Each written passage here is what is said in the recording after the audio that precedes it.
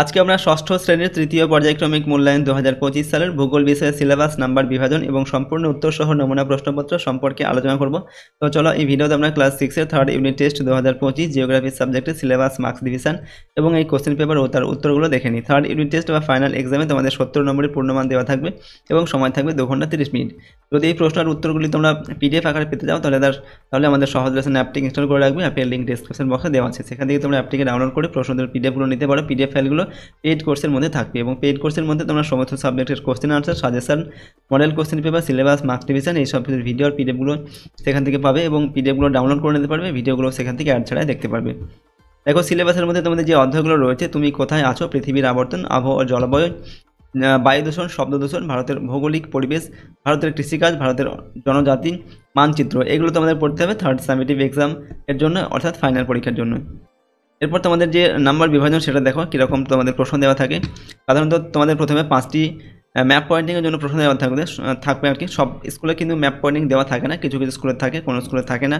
এখানে 5টি থাকবে প্রশ্ন। 1 নম্বর মানে প্রশ্ন ভারতের ভৌগোলিক পরিবেশ, সেখান থেকে সাধারণত তোমাদের এই ম্যাপ পয়েন্টিংগুলো দেওয়া হয়। এরপর 18টি এমসিকিউ প্রশ্ন থাকবে, যেগুলোর মান 1 নম্বর করে এবং সঠিক উত্তর বেছে নিয়ে লিখতে হবে। তারপর 12টি এসএকিউ প্রশ্ন থাকবে, এগুলো হচ্ছে 1 নম্বর মানে প্রশ্ন, এগুলো তোমাদের এক কথায় উত্তর লিখতে হবে বা সত্য মিথ্যা নির্বাচন করতে হবে, ওকে, শূন্যস্থান পূরণ করতে হবে, এরকম দেওয়া থাকবে 12টা প্রশ্ন। তারপর 4টি 2 নম্বর মানে প্রশ্নের উত্তর লিখতে হবে, 4 2 8 নম্বর এখানে এক্সট্রা প্রশ্ন দেওয়া থাকবে, এবং 4টি 3 নম্বর মানে প্রশ্নের উত্তর লিখতে হবে, 3 4 12 নম্বর এখানেও এক্সট্রা প্রশ্ন থাকবে, আর 3টি 5 নম্বর মানে প্রশ্নের উত্তর লিখতে হবে, 3 5 15 নম্বর এখানেও কিন্তু এক্সট্রা প্রশ্ন দেওয়া থাকবে।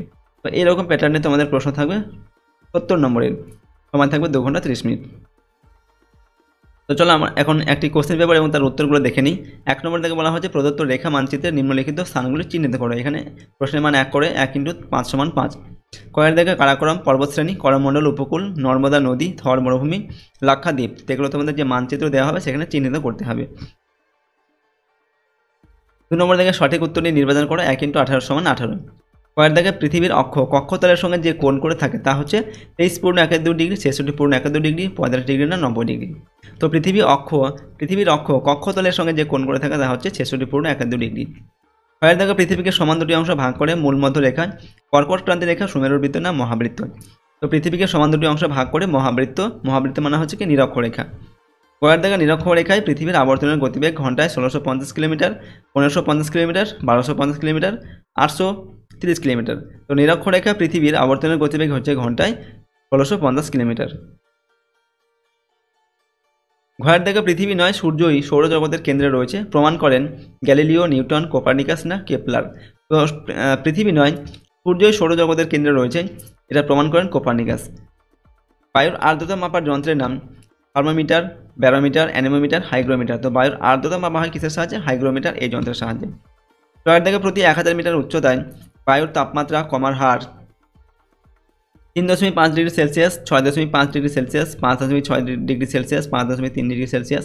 তো প্রতি 1000 মিটার উচ্চতায় বায়ুর তাপমাত্রা কমার হার হচ্ছে 6.5 ডিগ্রি সেলসিয়াস। এরপর হচ্ছে 6 নম্বর দাগে দেখো, এখানে বলা হচ্ছে নিচের বায়ু স্তরের তাপ তার ঠিক উপরে লাগোয়া বায়ু স্তরকে গরম করে। এই প্রক্রিয়ার নাম হচ্ছে বিকিরণ, পরিবহন, পরিচলন, তাপ শোষণ। সেটা হচ্ছে পরিবহন পদ্ধতি। ওকে, বায়ু ঠিক তার পরের যে উপরের স্তর সেটাকে গরম করে আর কি। এরপর হচ্ছে বায়ুমণ্ডলের ওজোন স্তরকে ক্ষয় করে CO2, CO, CFC, CH4। তো বায়ুমণ্ডলের ওজোন স্তরকে ক্ষয় করে CFC, ক্লোরোফ্লোরোকার্বন। এরপর একটি অপ্রচলিত শক্তির উদাহরণ পারমাণবিক বিদ্যুৎ, তাপবিদ্যুৎ, জলবিদ্যুৎ না বায়ু বিদ্যুৎ। তো একটি অপ্রচলিত শক্তির উদাহরণ হচ্ছে বায়ু বিদ্যুৎ।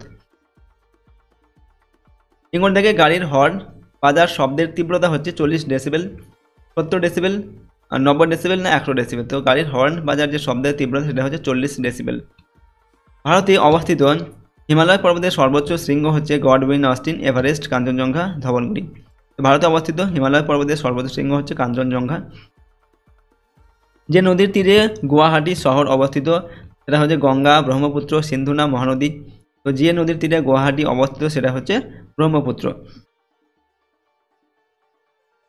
এই নদীটি খাম্বা উপসাগর পড়েছে, নর্মদা, কৃষ্ণা, কাবেরী না গোদাবরী। তো খাম্বা উপসাগর পড়েছে নর্মদা নদী।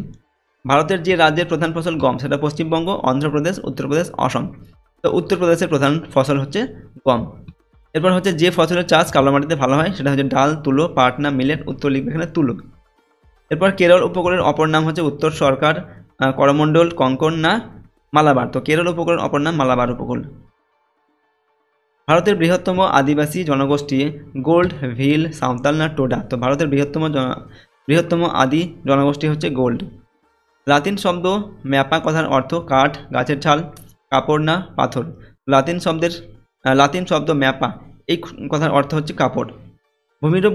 ভূমিরূপ নদ নদী, স্বাভাবিক উদ্ভিদ ইত্যাদি যে মানচিত্রে দেখানো হয় তা হলো কাকে বলে? প্রাকৃতিক মানচিত্র, রাজনৈতিক মানচিত্র, বিষয়ভিত্তিক মানচিত্র, গ্লোব। তো ভূমিরূপ নদ নদী, স্বাভাবিক উদ্ভিদ এগুলো যে মানচিত্রে দেখা হয় তাকে বলা হয় প্রাকৃতিক মানচিত্র।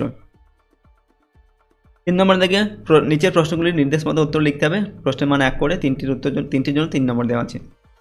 3-এর 1-এ শুদ্ধ না অশুদ্ধ লিখতে হবে। 1 × 3 = 3, ঠিক আছে। দেখো এটার মান হচ্ছে 3, 1 × 3 = 3। এই যে 3-এর 1-এর দাগের প্রশ্ন। কয়ের দাগে বলা হচ্ছে আন্তর্জাতিক তারিখরেখাকে প্রশান্ত মহাসাগরের উপর দিয়ে কল্পনা করা হয়েছে, এটা লিখবে শুদ্ধ। এরপর বায়ুমণ্ডলের যে অবস্থা দ্রুত বদলে যায় তাকে জলবায়ু বলে, এটা অশুদ্ধ হবে। এরপর হচ্ছে শীতের দেশে যে কাঁচের ঘরে তাপ নিয়ন্ত্রণ করে চাষ করা হয় তাকে বলা হয় গ্রিন হাউস, এটা অশুদ্ধ। পুরনো প্রযুক্তির গাড়ির ব্যবহার করলে বায়ু দূষণের সম্ভাবনা কমে, এটাও অশুদ্ধ হবে। নেক্সট হচ্ছে 3-এর 2 নম্বর, শূন্যস্থান পূরণ করতে হবে যে কোনো 3টি। এখানে 1 × 3 = 3। পৃথিবী থেকে ফিরে যাওয়া তাপের পরিমাণ %, উঠতে হবে 35%, একে বলা হয় অ্যালবেডো।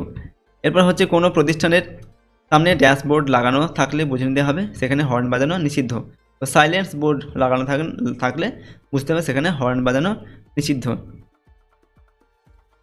ভারতের মরু অঞ্চল দিয়ে যে আন্তর্জাতিক নদী প্রবাহিত হয় তার নাম হচ্ছে লুনি। এরপর হচ্ছে উত্তর পূর্ব ভারতে জঙ্গল পুড়িয়ে জমি তৈরি করে চাষ করার প্রথাকে ঝুম চাষ বলা হয়। 3-এর 3 নম্বর, নিচের প্রশ্নগুলির সংক্ষিপ্ত উত্তর দাও। যে কোনো 3টির উত্তর লিখতে হবে। 1 × 3 = 3। আমাদের দেশ কোন গোলার্ধে অবস্থিত? আমাদের দেশ উত্তর গোলার্ধে অবস্থিত। ভারতের একটি প্রবাল দ্বীপের নাম লেখো। ভারতের একটি প্রবাল দ্বীপের নাম লাক্ষা দ্বীপপুঞ্জ। এরপর হচ্ছে ভারতের পার্বত্য অঞ্চলের ঢালু জমিতে কোন ফসলের চাষ ভালো হয়? ভারতের পার্বত্য অঞ্চলের ঢালু জমিতে চা বা বাগিচা ফসলের চাষ ভালো হয়। মানচিত্রে কিভাবে নর্থ লাইন দেখানো হয়? তো মানচিত্রে এরকম করে নর্থ লাইন দেখানো হয়, এরকম করে তীর চিহ্ন দিয়ে দেওয়া হয় এবং এখানে লেখা হয় উত্তর, ঠিক আছে। এটা হচ্ছে এই চিহ্ন দিয়ে নর্থ লাইন দেখানো হয়। এরপর 3-এর 4 নম্বর, ক স্তম্ভের সঙ্গে খ স্তম্ভ মেলাতে হবে। 1 × 3 = 3। ক স্তম্ভে দেওয়া আছে পশ্চিমঘাট, ভিল, বাদামি রং। খ স্তম্ভে দেওয়া আছে এখানে মধ্যপ্রদেশ পর্বত আর হচ্ছে সহ্যাদ্রি।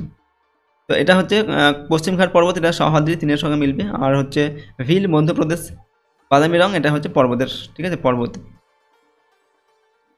4 নম্বর হচ্ছে নিচের প্রশ্নগুলির সংক্ষিপ্ত উত্তর দাও। প্রশ্নের মান 2 করে 4টি প্রশ্নের জন্য এখানে 8 নম্বর দেওয়া আছে। 4 × 2 = 8 নম্বর। প্রথমে মহাবৃত্ত কাকে বলে অথবা পৃথিবীর প্রধান 4টি অক্ষরেখার নাম লেখো। তো নিরক্ষরেখা পৃথিবীকে উত্তর এবং দক্ষিণ দুটি সমান গোলার্ধে ভাগ করেছে, তাই নিরক্ষরেখাকে মহাবৃত্ত বলে। শব্দ দূষণের ফলে শরীরে দেখা যায় এমন দুটি সমস্যা উল্লেখ করো অথবা তোমার বাড়ির আশপাশে শব্দ দূষণের দুটি উৎসের নাম লেখো। তো 1 নম্বর, শব্দ দূষণের ফলে ধীরে ধীরে শোনার ক্ষমতা কমে যেতে পারে। 2 নম্বর, অনেকক্ষণ ধরে জোরে বা একঘেয়ে শব্দ ক্লান্তি, যন্ত্রণা ও বিরক্তি সৃষ্টি করে। তো এগুলো হচ্ছে শব্দ দূষণের ফল।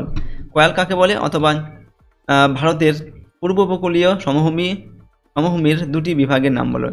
তো কয়াল কিনা মালাবার উপকূলের উপহ্রদগুলিকে কয়াল বলে। উপহ্রদগুলি স্থলভাগ দ্বারা আবদ্ধ এবং লবণাক্ত হ্রদ যার একদিক সমুদ্রে উন্মুক্ত থাকে।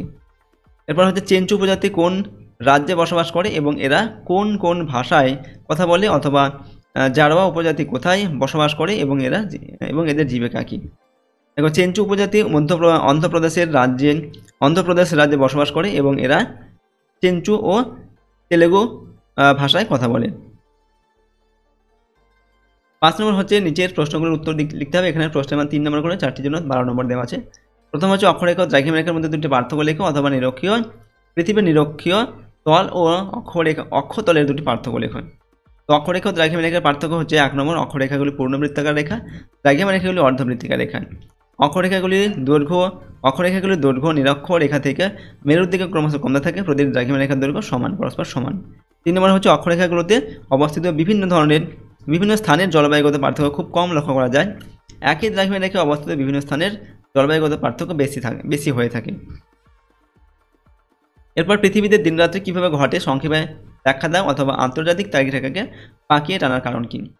তো 180 ডিগ্রি দ্রাঘিমা রেখাকে অনুসরণ করে আন্তর্জাতিক তারিখ রেখাটি আঁকা হয়েছে। প্রধানত জলভাগের উপর দিয়ে আন্তর্জাতিক তারিখ রেখাটি প্রসারিত হলেও 180 ডিগ্রি দ্রাঘিমা রেখা কয়েকটি স্থানে স্থলভাগের উপর দিয়ে অবস্থান করছে। সেই সব স্থলভাগে অবস্থিত পাশাপাশি দুটি জায়গার সময় ও তারিখ নিয়ে খুবই বিভ্রান্তির সৃষ্টি হয়।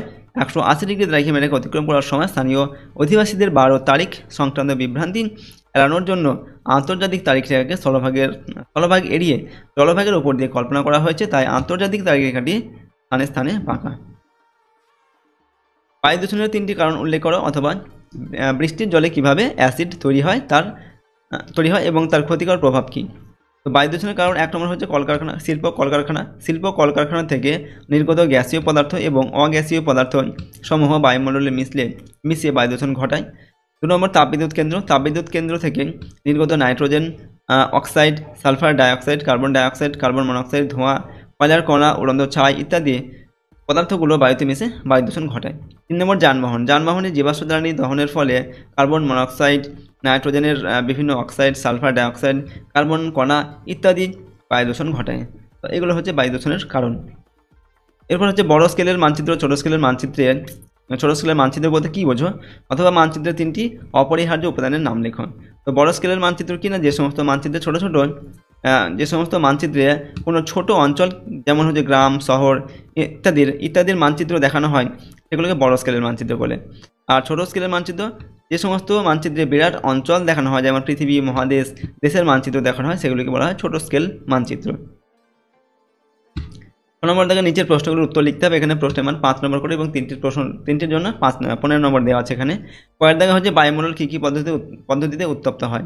যে কোনো 2টি পদ্ধতি চিত্রসহ আলোচনা করো, অথবা বায়ুর তাপমাত্রা পৃথিবীর সব জায়গায় একরকম হয় না কেন, তার 2টি প্রধান কারণ চিত্রসহ আলোচনা করো। তখন আমরা উত্তর লিখছি, দেখো বায়ুমণ্ডল প্রধানত বিকিরণ, পরিচালন ও পরিবহন পদ্ধতিতে উত্তপ্ত হয়ে থাকে। তো বায়ুমণ্ডল কী কী পদ্ধতিতে উত্তপ্ত হয় সেগুলো আমরা লিখছি। প্রথম হচ্ছে বিকিরণ পদ্ধতি। কোনো মাধ্যম ছাড়াই বা মাধ্যম থাকলেও তাকে উত্তপ্ত না করে যে পদ্ধতিতে তাপ এক বস্তু থেকে অন্য বস্তুতে চলে যায় তাকে বিকিরণ পদ্ধতি বলে। এটা হচ্ছে বিকিরণ পদ্ধতির একটি চিত্র, তোমরা পারলে কিন্তু চিত্রগুলো অঙ্কন করবে। ওকে, বিকিরণ পদ্ধতির। এরপর হচ্ছে পরিচালন পদ্ধতি। ভূপৃষ্ঠ সংলগ্ন বায়ু উত্তপ্ত হওয়ার পর প্রসারিত ও হালকা হয়ে উপরের দিকে উঠে যায়, তখন চারদিক থেকে ঠান্ডা ভারী বাতাস ওই ফাঁকা জায়গায় ছুটে আসে এবং ওই বাতাসও ক্রমশ উত্তপ্ত হয়ে উপরে উঠে যায়। বায়ুমণ্ডল উত্তপ্ত হওয়ার এই পদ্ধতিকে পরিচালন পদ্ধতি বলে। ঠিক আছে, এটা হচ্ছে পরিচালন পদ্ধতি। প্রথমে নিচের বাতাস উষ্ণ হয়ে উপরে উঠে যায়, তারপর উপরে আবার ঠান্ডা বাতাস নিচে আসে, নিচে ওই শীতল বাতাস আবার গরম হয়ে আবার উপরের দিকে উঠে যায়। এটা হচ্ছে পরিচালন পদ্ধতি। ওকে, নেক্সট হচ্ছে 3 নম্বর সেটা হচ্ছে পরিবহন পদ্ধতি। যে পদ্ধতিতে কোনো পদার্থের উষ্ণতর অংশ থেকে শীতলতর অংশে তাপ সঞ্চারিত হয় কিন্তু পদার্থের অণুগুলির কোনো স্থান পরিবর্তন হয় না, তাকে পরিবহন পদ্ধতি বলে। ওকে, যেমন হচ্ছে দেখো কোনো কঠিন বস্তুতে যখন তাপ পরিবহন হয়, একদিকে যদি গরম করা হয় অন্যদিকে কিন্তু তাপটা চলে যায়, সেটা হচ্ছে পরিবহন পদ্ধতি।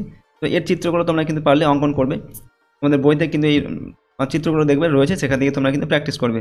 এরপর হিমাদ্রি ও হিমাচল পর্বত শ্রেণীর ভূপ্রকৃতি বর্ণনা করো, অথবা গঙ্গার গতিপথের 3টি প্রধান বৈশিষ্ট্য বর্ণনা করো।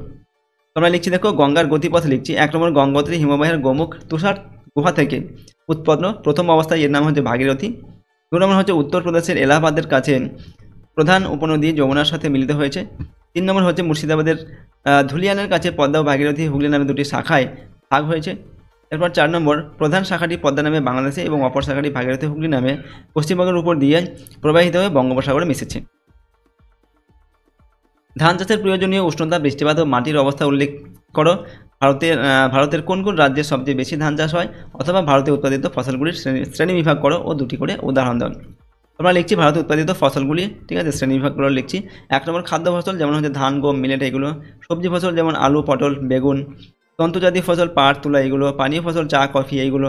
আর অন্যান্য ফসল যেমন ডাল, তৈলবীজ, ওকে, রবার এগুলো আমরা লিখলাম। ভারতের যে উৎপাদিত বিভিন্ন ফসল তার শ্রেণীবিভাগগুলো লিখলাম উদাহরণ সহ। ওকে, তো আজকের এই ভিডিওতে আমরা তোমাদের ক্লাস 6-এ 3rd ইউনিট টেস্ট 2025 বা 3rd সামেটিক ইভ্যালুয়েশন 2025 সালের জিওগ্রাফি সাবজেক্টের একটি মডেল কোশ্চেন পেপারের সম্পূর্ণ উত্তর নিয়ে আলোচনা করলাম। প্রশ্নোত্তরগুলো তোমরা কিন্তু প্র্যাকটিস করে রাখবে, এবং এটা হচ্ছে তোমাদের 1 নম্বর সেট আমরা আলোচনা করলাম, এরপর আরও 4-5টি সেট তোমাদের দেওয়া হবে। প্রতিটা সেট তোমরা কিন্তু ভালোভাবে প্র্যাকটিস করে নেবে, তাহলে তোমরা কিন্তু ফাইনাল পরীক্ষায় সব প্রশ্ন পরীক্ষা দেখবে কমন পেয়ে যাবে।